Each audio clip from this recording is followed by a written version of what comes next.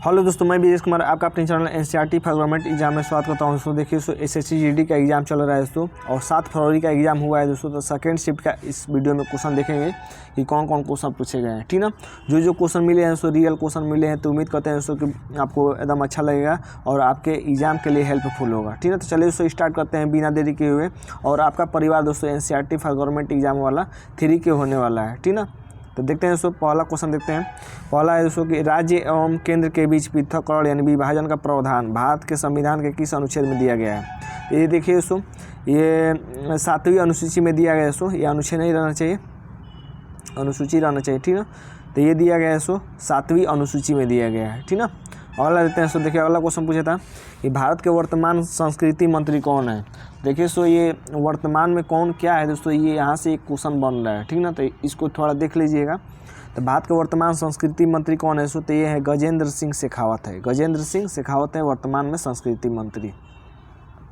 अगला दोस्तों क्वेश्चन पूछा था कि 1951-56 पहली पंचवर्षीय योजना का मुख्य लक्ष्य क्या था। तो देखिए 1951-56 में दोस्तों पहली पंचवर्षीय योजना हुई थी दोस्तों, और इसका लक्ष्य दोस्तों कृषि था, ठीक ना, कृषि था। तो देखिए दोस्तों पंचवर्षीय योजना से आपके एग्जाम में हर शिफ्ट में एक क्वेश्चन आ रहा है, 1 से 2 भी आ जा रहा है, तो जरूर पंचवर्षीय योजना देख लीजिए।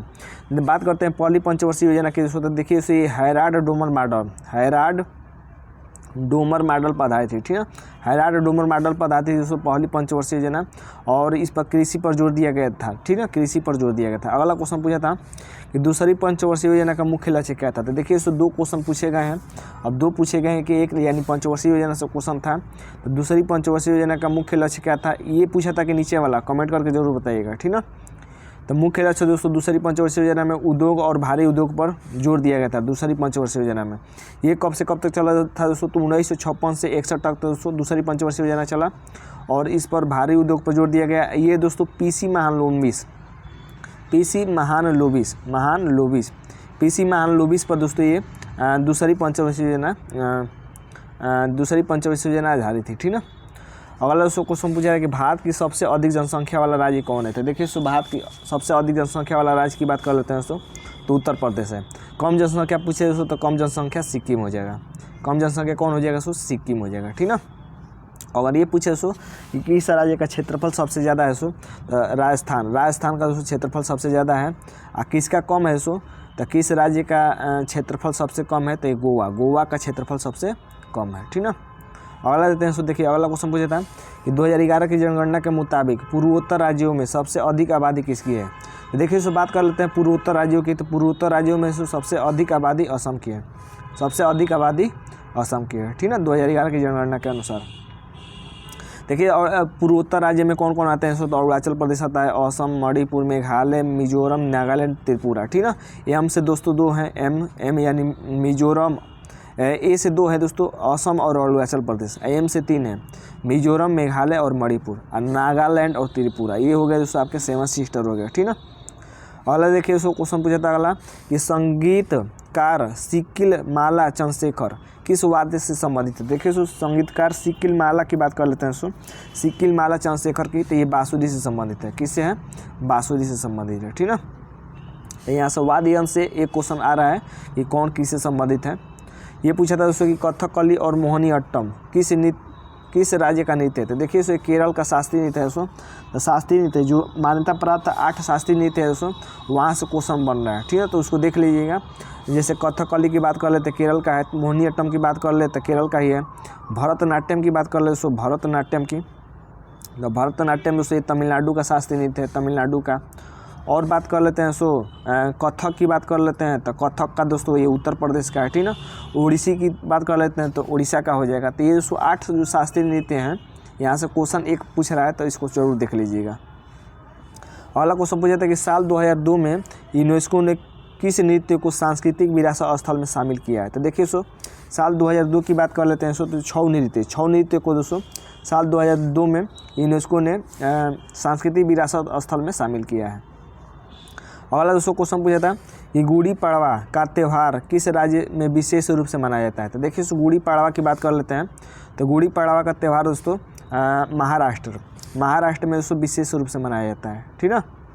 अगला देते हैं दोस्तों अगला पूछा था कि लोकसभा के स्पीकर और डिप्टी स्पीकर की नियुक्ति किस अनुच्छेद के तहत की जाती है। तो देखिए लोकसभा के स्पीकर मतलब अध्यक्ष, डिप्टी स्पीकर मतलब उपाध्यक्ष की नियुक्ति किस अनुच्छेद के तहत की जाती है दोस्तों। तो ये दोस्तों अनुच्छेद 93 के तहत दोस्तों की जाती है, ठीक ना।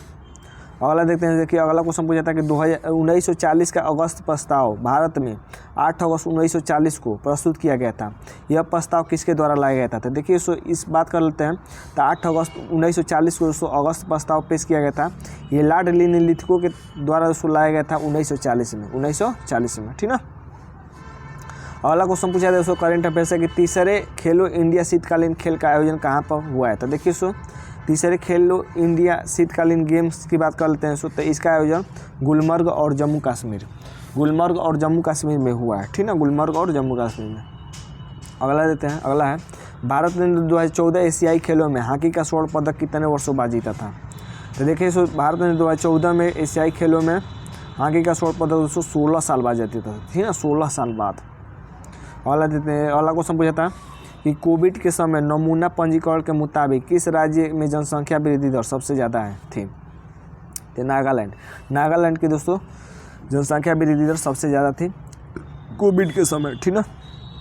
अगला है दोस्तों कि 2010 में किस नृत्य को शास्त्रीय नेता का दर्जा दिया गया। शास्त्रीय नृत्य का दर्जा दिया गया। देखिए यहाँ पर लिखते समय जल्दी आपके लिए गलती होता है, तो उस पर ध्यान मत दीजिएगा। मैं सही बताऊँगा कि 2010 में किस नृत्य को शास्त्रीय नृत्य का दर्जा दिया गया था। तो देखिए सतारिया है, सतारिया दोस्तों, सतारिया को 2010 में शास्त्रीय नृत्य का दर्जा दिया गया था। मान्यता प्राप्त 8 शास्त्रीय नृत्य। देखिए शास्त्रीय नृत्य हो गया, पंचवर्षीय योजना हो गया। यहाँ से क्वेश्चन दोस्तों आपके शिफ्ट में पूछ रहा है, ठीक ना, तो इसको जरूर देख लीजिए। और जनगणना हो गया, जनगणना से भी इसको क्वेश्चन खूब पूछ रहा है, ठीक ना।